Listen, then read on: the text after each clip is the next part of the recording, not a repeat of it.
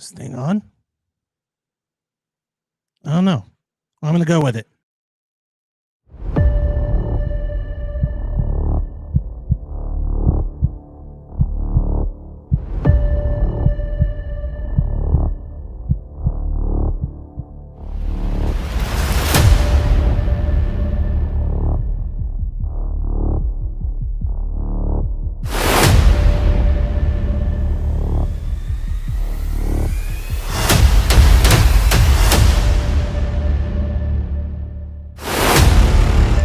Hey, what's up?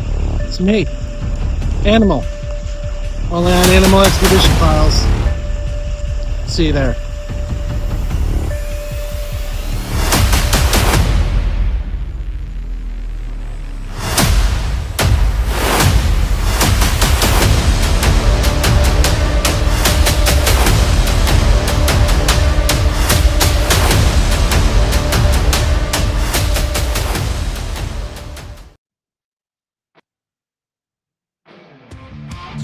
Hey everybody, welcome to the Animal Expedition Files. I am your host, The Animal. Thank you so much for joining me on a Wednesday night, 8 p.m. Eastern Time. It's a great day. You know, we're celebrating so many things around, so many great movies, so much things happening in this world. I mean, not so great of the world, but at least you get to come out and hang out with us and have a good time on the podcast. Please subscribe to the channel. If you haven't seen us before at Animal Expedition Files, or you can visit my website, animalexpeditionfiles.com. There's many cool things, videos, merch and stuff, and all the cool stuff you can think of. But I got an amazing guest on, John Wells, an actor, director to a lot of amazing films. We're going to show it here real quick and give you a little kind of a piece of amazing stuff that he does. So why don't you check this out? I know not what course others may take, but as for me, give me liberty or give me death. The world is just the world.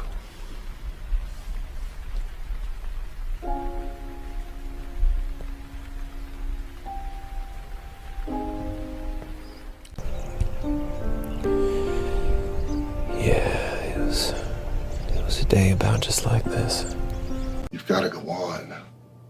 I still feel her in this place. Every time I walk into a room, I expect to see her.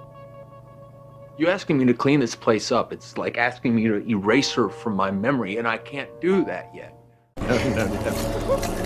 This is real. This is real. Hello? This is my best friend's house. It's a very nice house in a very nice neighborhood. Now when we get inside, you're going to see a lot of nice stuff. And your homeless instincts are going to try to tell you to take some of it. Don't do that. Don't do that. Now. Hey. With the awakening of these blood runes, we shall unleash truth!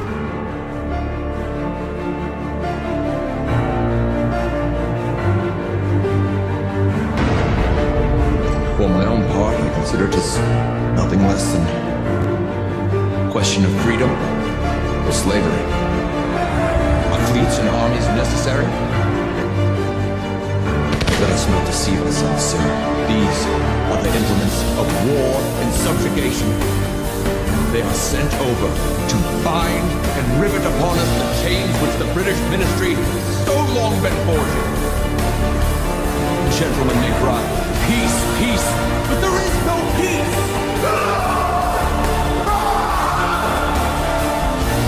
The war has actually begun! Why stand we here idle? I know not what course others may take, but as for me, give me liberty, or give me death!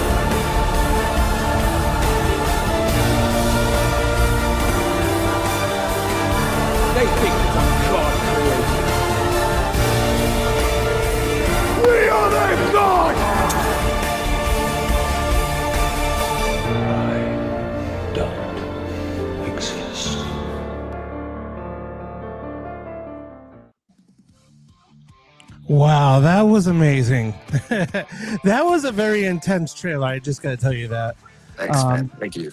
This is John Wells, actor, director to so many films. Actor, not so much director, but actor, yes.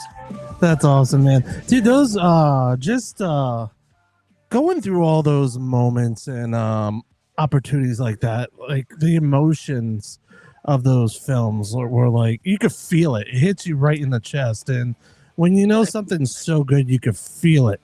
And I love that because I love films, and when I'm watching something, I want to feel it. I want to feel the emotions. I want to feel everything because that's what part we of hope. yeah. That's what we hope for. That's our job. So I appreciate that. It's really awesome. But before we go into more about what you do, tell us a little bit about yourself because we like to talk about how you got into this journey and what made you want to do this passion of yours. I'm a Kentucky native. I'm a father of two. I have a daughter and a son.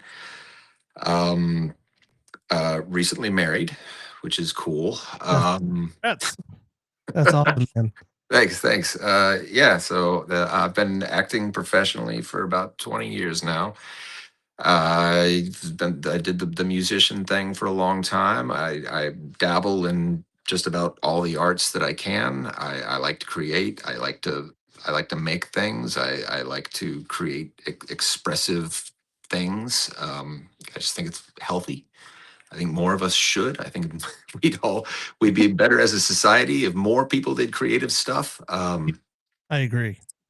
I love to read. I love to travel, and that's basically me, I guess. Yeah.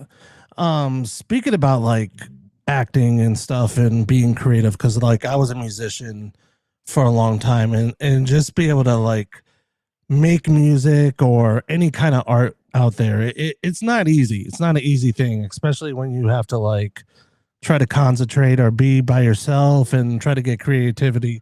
Like what state of mind do you have to be in to like be able to create something or to get into a role, something that's really big, like especially the scenes that we just saw? Well, I think creativity comes from inspiration, and inspiration I think just comes from being human. Just the human condition, the human experience, just life in general inspires us to want to express. I think we as people, we carry around so much in here and in here all the time, and it's just I know. I mean, if you're anything like me, sometimes it just feels like so much. You just need to just put it out and just be like, look at this, hear this. I need someone to acknowledge this. And most of the time it's stuff that we all experience and feel, so they can say, yes, I know this too. That's something that I also have in here, and that makes us connected. And that's kind of the beautiful thing of art. As far as how I get there for a role, that's a whole other book. Yeah, I mean, it depends. It depends on the particulars of the film, of the role, of the part. Where I go to kind of find that. Usually, I mean, in most cases, it comes from just kind of character research. You study the script, you figure out what your character's purpose is within the narrative, because everything ultimately is there to serve the story. So what is my character's purpose? What is his job to do here to propel the story? And then you can start fleshing out the humanity. Where does he come from? What made him the way that he is? Why does he do the things that he does? How can I justify the things that he does in my mind so that I can portray him in a truthful fashion? Yeah, it's a lot of kind of psychological play and warfare that you have to do with yourself. Yeah. Speak about like warfare and everything that you have to deal with getting into that part. What was it hard for you to like be able to study a part for you? Because you got to get into that role and study it, and especially if it's like a psycho part or a killer or whatever it is, you have to like really study it. Like I know I've been reading about the whole Ed Gein series that's going on. That you have to study the role and be that person, and it's hard to get out of that kind of that rut that you're in after the role is over, because you have to kind of like take a break mentally because you never it pretty much stays with you. Like, was that hard for you to get away from things that you study for a long time? It can. To me, it's the things that stick with me most are the mannerisms, like the habits that you form while in character. Like if there are particular little like motor ticks that you do that the character does that kind of help uh, give him those little idiosyncrasies of his personality, whether it's a facial twitch or certain facial expressions or a certain manner of speaking. It's those kind of mechanical things that become habit forming, and then those kind of stick around a little bit. A Yeah. lot of the times, psychologically, I mean, sometimes the baggage of it is just so heavy that when I'm done, it's just like shedding skin. It's just like I get Mhm. this off of me, and I'm gonna leave it over there. It's a weight off, and it's very easy and refreshing to do sometimes. And then there are other characters that you really fall in love with, and you get really close with, and you kind of miss. Yeah. You Like kind of this form acting. this weird friendship with that. Uh, you get really fond of spending time in that person's headspace, and it's kind of hard to say goodbye to those. Yeah, I would think so too, and especially like revisiting those characters and like especially in your mind. I'm sure you probably do visit that a lot in your mind, like pretty much all the time, especially when you're doing these roles.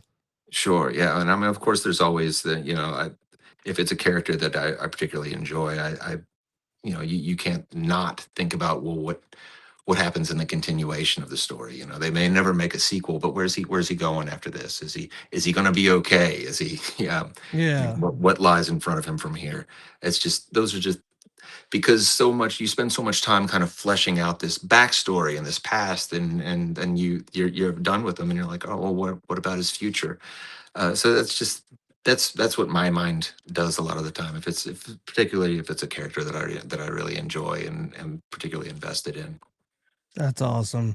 What is like your most fun moment in filming, especially like now in today's world? It's a crazy world. And I know you're probably like just want to act, and like not Yeah, worry yeah. about Oh stuff God, on give me the all the escapism. Give me all the escapism you can.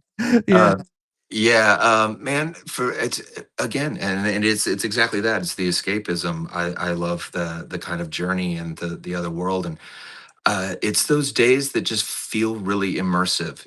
I mean, sometimes you show up on set and you've got this amazing location, and the wardrobes are so lived in and textured and interesting, and you just have all of these immersive elements, and you're working with cast members that are so good and so into their character that you just feel so entrenched in whatever world it is that you're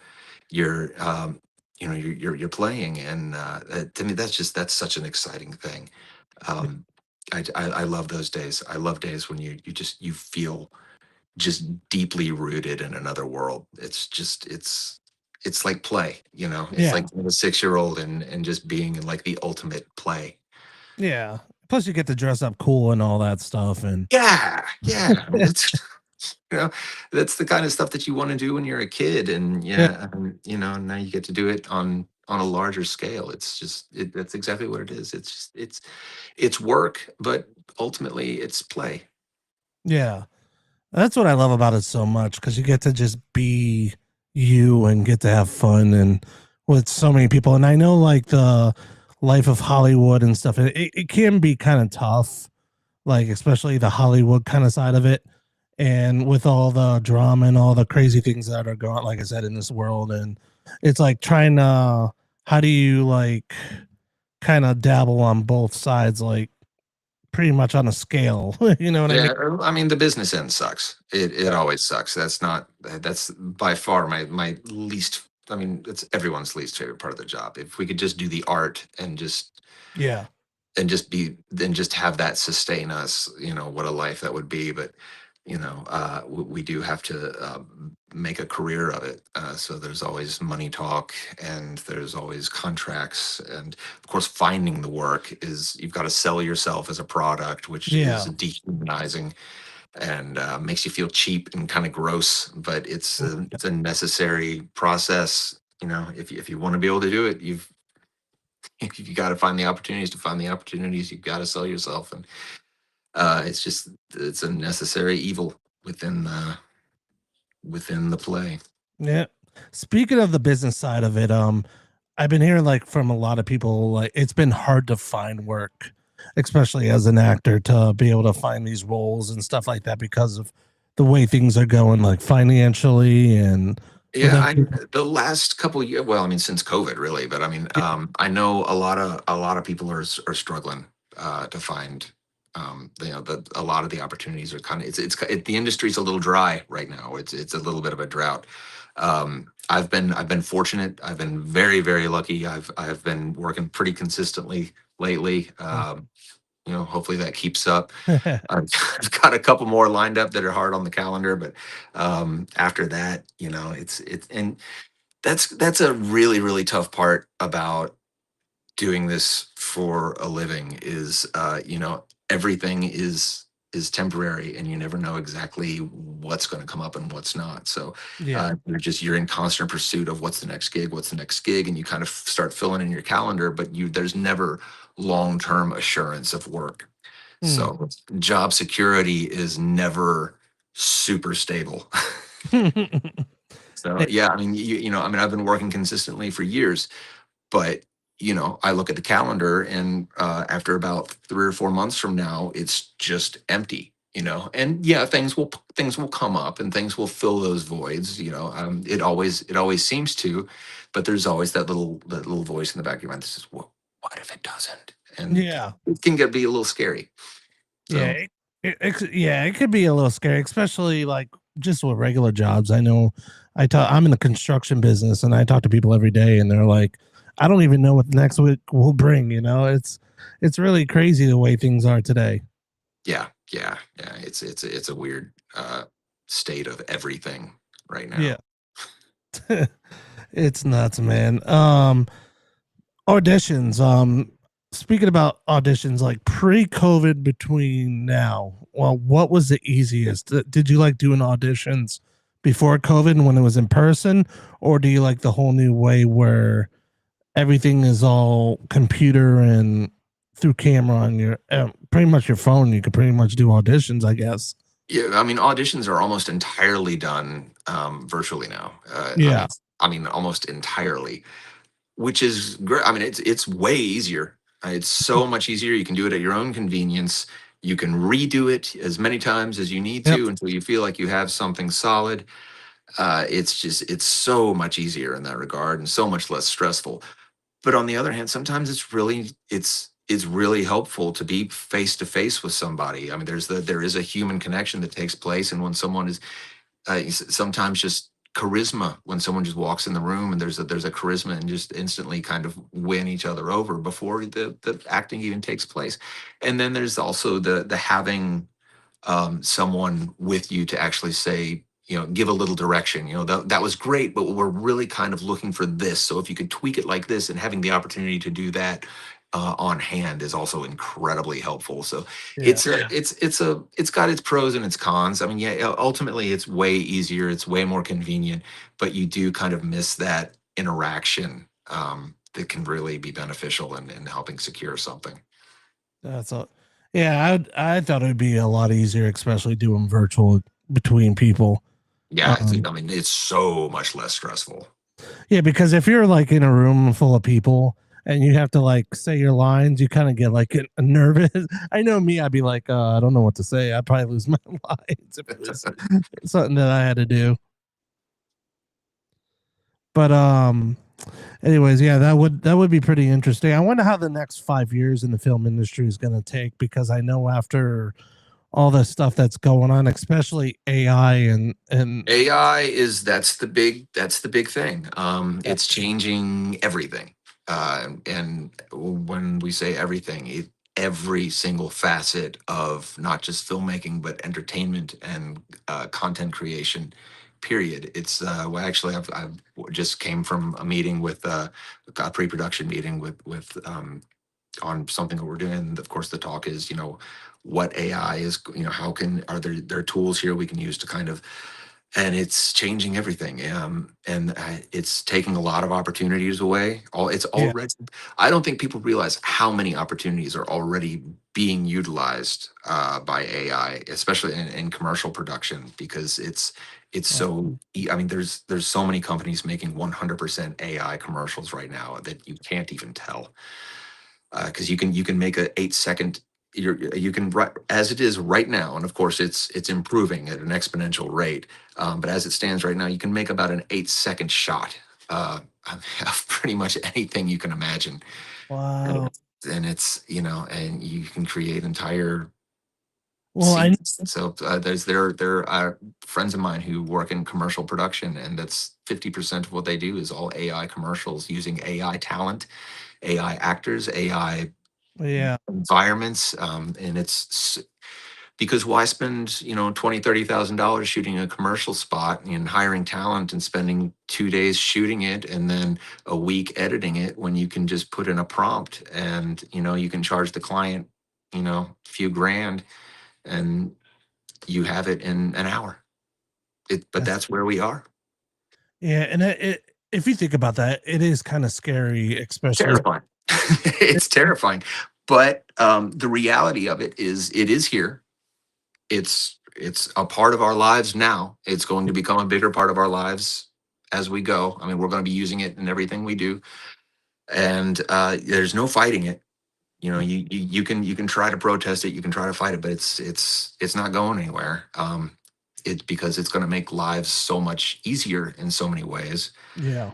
And we are as a society, we love our convenience and we love our ease and we love getting things fast and cheap and having it at our fingertips. So as long as we are like that, and we are always going to be like that, it's just going to keep growing. Do you feel like they're using more AI in scripts too, instead Yeah. of using Oh writers? yeah. Oh god, yeah, yeah. I mean, I've been handed scripts that I can you as it is right now, you can kind of tell Yeah. when you get a script that's largely written in AI. But that's going to get better too. That's going to get better too. I mean, the big thing when people first started seeing it, it was kind of like, oh, it just doesn't look real, and the people look weird, and Yeah. fingers are all wrong. The fingers were a big thing, but it's gotten so much better. I mean, again, my friend was showing me these commercials that they made with these AI actors, and terrifyingly, they emote and they express, and the skin, the texture looks unmistakably human. It's you give it another 2 3 years. Well, I don't know. the weird thing is now that I don't know if you heard it on the news, they have that AI actress Oh yeah. that's already like posting pictures like she's drinking coffee at a coffee shop, and she Mhm. has her own profile and everything. It's so weird because it looks realistic. You're like, is this an actual person or Yeah, I is mean, it fake? It's gonna and trick a if lot you of don't people. know, it can be incredibly deceiving. Mhm. um but as of right now, it's kind of like with her, that her it whatever it's um I think it's kind of a gimmick, Yeah, uh, but it is eventually going to move into being something that's utilized as a tool, and it will be used a lot, and it will become just a part of how things are done. And I don't know. As far as filmmaking goes, I think it's going to change everything, and but I think we're always going to want real human art and real human connection, just as human, as organic, flesh and blood and chemicals. We're always going to want that kind of connection. So we'll tolerate it for a while, but we're still going to crave that. So there's always going to be a need for real people making real art. yeah, That's not ever going to go away entirely. If I foresee this big AI rush. We're going to get all these AI feature films and people just creating whatever digital content they want, this quick. Type in your prompt. I want to see Transformers versus Avengers, and they watch their Transformers versus Avengers. But it's all going to feel fun for a bit, and then it's going to start to feel real hollow. And then I see a resurgence of live theater. Yeah. I see people go, I'm sick of screens and digital fake plastic everything. I Yep. want to go out and watch some people perform. And I just see people going, like, let's take a night out to the theater and watch some real people do real theater. I maybe I'm a hopeless romantic and wanting to see that, but I think we're always going to want that. Well, look at Hamilton. Once Hamilton came out, that was a huge success. Yeah, yeah, it was a big bump in stage musicals, which is beautiful to see. I mean, I'm a musical theater lover, so I'd love Yeah, to see me that. too.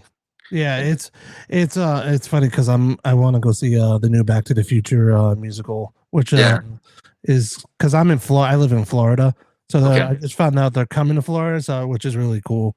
I've heard it's fantastic. I haven't Oh, seen it myself, but I've heard nothing but great things. I saw the trailer and I was like, because I'm a big '80s buff. I love Back to the Yeah. Future, Same. Yeah. all like horror '80s, like anything like from '90s back. I love it. It's probably the best. Like I wish they would still make movies like that because just Yeah. the It story was a behind magic era. it. It really was a magic era for music and movies. Yeah, they need to bring that back. That's what that's what I'm hoping and praying. But I don't think I see it foresee in the future. But you never know. They're bringing the Sure. clothes back at least. Yeah. So, but anyways, man, tell me a little bit about let's go back into the movie realm of acting. What was your most toughest role ever to audition for? To audition for? Oh wow.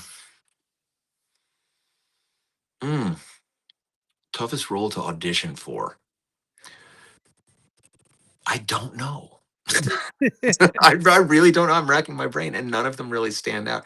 Um, auditions always for me, they just I've just always just treat them like an opportunity to act. So I just my attitude going into them was always just I'm just going to go and I'm going to do what I do, and I'm going to have fun with it because I love to act. This is a chance to Yeah. act. So I'm just going to go do my performance, and whatever happens beyond that is what happens. So I never really got really stressed out over them. I never worried too much about whether or not I got the part. Now, I've had some that ended up being a lot of work, where I had multiple callbacks and it was just this huge process.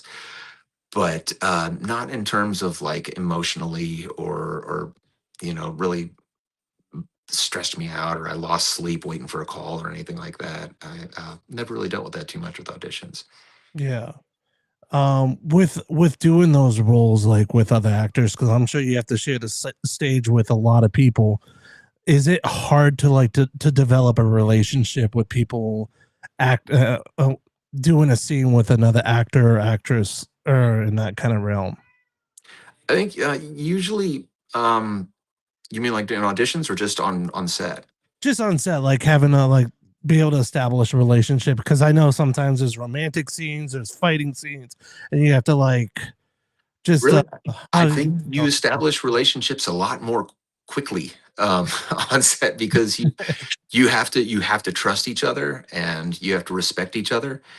And it's acting is a very intimate thing.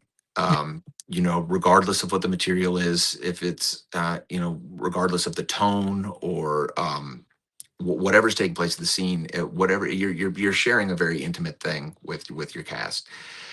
So you've got to create it. You don't have to create it; it just creates itself. If you're both professionals and you're both and you both understand the craft, then it happens pretty organically. And I mean, you become friends on set very very quickly, yeah. and a lot of meaningful lasting friendships come from it, is especially if you work well together and you share really a really great triumph in a scene, where you both feel like you that energy just kind of transfers and you collectively make a scene great because you elevate each other. Because a good actor will elevate his castmate. When you have two good actors and you're both lifting each other up, it's when you really make something special. It's hard to have a moment like that and walk away not with some kind of bond. That's all. Yeah, it's just a beautiful thing to be able to see things like that, especially when it's so realistic. And I know it's probably a lot of work you have to go into that, and a lot of emotion, and it's just a really cool what you guys get to do. And then I love it, man. I really commend that. That's awesome. Yeah, I love. I mean, I passionately love what I do, Yeah. and I love others who do it with me. And it's the coolest thing in the world when I walk into a scene or I meet my castmate and I see them. Wow, this guy's really good. It Awesome. really excites me, and like that's because I know we're gonna elevate each other, and we're gonna fight to make it something great. And Yeah. yeah, it's just I just love the art. I really love the craft. I just think it's such a beautiful human thing. I often refer to acting as the ultimate exercise in humanity. It's the ultimate exercise in empathy. Hmm. It's one of the few jobs where our job is really just to study what it means to be human, to study humanity, and to study humanity from different perspectives, and to understand what motivates a person to, because sometimes you have to play a terrible person that does terrible things. But if you're going to play that person, it's your job to understand them and to understand what makes them that way. What You don't have to like them or like what they do, but you have to understand it. You've got to be able to justify it somehow in your head to do it authentically. And it just Yeah. helps you understand people. And when you understand people that way from all those different perspectives, it makes you, I strongly believe it makes you a better person. And I know acting has made me a better person. I firmly believe that. It's made me more insightful. It's made me more wise, more understanding. It's a really, really interesting pursuit. Yeah. Speaking about just going into that, like, do you like going into those roles, like especially a bad guy, and you have to like really portray that bad guy? Like, you hear all this time, like, where people get mad at the actors because they did their job so well, and they get hate mail from it. They're saying, "Why were you so like that?" Have you ever experienced something like that where that actually happens in an actor's world? Not so much. I mean, I've played some pretty bad guys, but no, I don't think I've ever received any real hate outside of outside of it because of whatever. I mean, I've had some people come up after the screening and be like, "Dude, that was dark." but, I consider that's more of a pat on the back that Yeah, I did what I needed to do for the story. yeah. So if someone really hates your character and you're supposed to be hated, then that's mission accomplished. That's awesome. Yeah, that's yeah, you never know. It goes either way. It's just funny just hearing those stories about people just get picked on, like, oh, why did you do that? But I kind of Yeah, I want mean, it definitely happens. I mean, I know. I mean, I did one film with another actor who he was just his character was vile, and he played him so well, and he did get a lot of. Yeah, I think people looked at him differently after yeah. that. Even people that he knew kind of looked at him a little differently. But I've been fortunate. I don't think I've experienced that. I don't know what people are saying behind closed doors, but You never I've know. not I've not felt the blowback from it. So That's awesome, brother. I know we got a few minutes left, but one thing I do want to talk about is after COVID, where pretty much movies kind of got destroyed a little bit because a lot of people, the movies started coming in people's homes, and you had to pay like pretty much the same thing. And a lot of people are not really seeing movies that much anymore. Everything's all television. And what's your thoughts about the whole change of the movie industry in that kind of set? well, yeah. I mean, there's so much is going. I mean, everything's going to streaming so much more quickly now. And again, we're creatures that love our convenience, and we love getting things fast and getting it when we want it, where we want it, and having to do as little effort as possible to get it. And that's human nature. Unfortunately, we're lazy by nature, and it's an ugly facet of being a person. Yeah. But I am such a lover of cinema. That's why I became an actor, because I love movies. I love the cinema experience. I love going to the movies. I love the entire the entire experience of the theater experience. I love going, seeing the posters for the movies that are coming soon, and seeing new posters and be like, oh, that looks great. And then the trailers, and I Yeah. love movie trailers. I think there's such an art form in just movie trailers. Movie trailers just thrill me. Mhm. They really thrill me. Just the entire experience of sitting in a theater with an audience and watching a truly great, exciting piece of cinema and feeling the energy and everyone excited to see it. That was one of my greatest joys growing up. It's one of my greatest joys today. My daughter is an absolute cinephile. She Mhm. loves movies more than I thought it was possible to love movies, and that's her thing too. She goes to the movies by herself. She just loves going to the movies. So that's our thing. We go to the movies together and we talk movies. And um, I hate to think that may ever go away. I don't think it's going to go away anytime soon. Change is inevitable. It will all, at one time they were all cave wall drawings, with Yeah. storytelling. So it's eventually going to change and go away.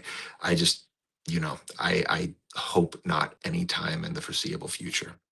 Do you think the indie, because I'm seeing a lot of indie films out there lately, like more than actual films from like Studios. HBO and big studio conglomerate businesses. Like, do you think the indie industry is growing so much bigger and it's going to outgrow those big companies? I think it already has. I think this is indie's time to shine. Yeah. Movies have never been easier to make. You're not restricted by just Hollywood and Hollywood sets, and you can shoot them anywhere. You can shoot them cheap. You can shoot them fast, and you can distribute them just about. It's so easy to distribute now because you have so many streaming platforms where it will find some kind of audience somewhere. So this is the time to be an independent filmmaker. Yeah. You can make your movie. You just have to do it, and Yeah. then yeah, just go make your movie. And plus, like now you can film a movie on an iPhone, and they got so many freaking programs on the freaking There's computer. So there's so many tools accessible. Cameras have never been cheaper. They've never been Mhm. smaller. The gear has never been more accessible. The editing software has never been more accessible or user friendly. This really is the time to be for independent filmmakers to really kind of stand up and do the best work they can possibly do. Yeah, I totally agree. Yeah, it's gonna be interesting how the indie films grow from this, because I see a big thing for them, and to be able to see them grow past these major companies will be really awesome. Tell us a little bit about I know we got a couple of seconds left, minutes left. Tell us a little bit what you got going on now or coming up, any movies you're allowed to talk about. Yeah, a couple big things. January 16th, movie I did called Learning You comes to theaters nationwide. Oh wow. It's limited theatrical release, but it's going to a few hundred theaters nationwide, and then potentially more. It's a father-son drama about a father with his on a road trip with his autistic son connecting, and it's a beautiful film. Very proud of it. I am the father of an autistic son, so this is deeply personal, and the director was wonderful, the cast was wonderful, and we're really really proud of the film. So January 16th, Learning You comes to theaters. Devour, which is a horror comedy action fantasy chaotic mess of a thing. It's just That sounds it's like an hour and a half heavy metal music video from hell. That is coming. We have a premiere next month. It's right around the time Learning You has a premiere. It's actually the same week. That's going to be dropping probably early 2026, probably first quarter is what I'm hearing, although nothing is solid. But you can look for that to come pretty soon. If you like that, it's a very niche audience. It's really over the top and gory and off the rails. But if that's your kind of jam, it's for you. And then currently in pre-production on a film that we're really super excited about. It's a major passion project. It is co-written by my wife, Sabrina, oh, and it is written by and directed by my very good friend Antonio Pentoa, who is a very talented filmmaker. And wrote the role for me, the lead role for me. So we're in pre-production on that. Casting is getting locked in now. Locations are getting scouted, and budget's getting lined out, and everything is looking really, really good. It's a dark medieval fantasy called The Seer and the Sword. It is a beautifully. The script reads like a poem. It is lyrical and powerful and heartbreaking. It's one of my favorite scripts I've ever read. Man, It's just beautiful, and it's brutal and awesome. I So love if you that. love dark medieval fantasy, Yep. this thing is it's kind of in that Game of Thrones, Witcher kind of world, but it kind of has that A24 sort of art house style of storytelling, and it's very minimal cast, very minimal dialogue, but it's very, very human and brutal, told in an epic fantasy realm. I definitely want to see that. That would be awesome, dude. Dude, that's really cool. I can't wait to see these movies come out, especially in January. We're gonna have to reconnect after January, after that movie comes out, That'd and be great. talk about it. Because I would be definitely seeing that in the theaters if it comes out in Florida, and we're gonna talk a little bit about it. That'd be awesome. That'd be cool, man. Thank you so much, John, for being able to spend time here on the Animal Expedition Files. This was an amazing time and a lot of amazing talk, brother. My pleasure, man. Sincerely, my pleasure. Definitely. We're going to talk a little bit behind the scenes once the show's over for like at least a minute or so. But thank you, Sure. everybody, for watching Animal Expedition Files. I hope everybody has a good week and stay safe out there and do something cool with your life. Have fun. Cheers.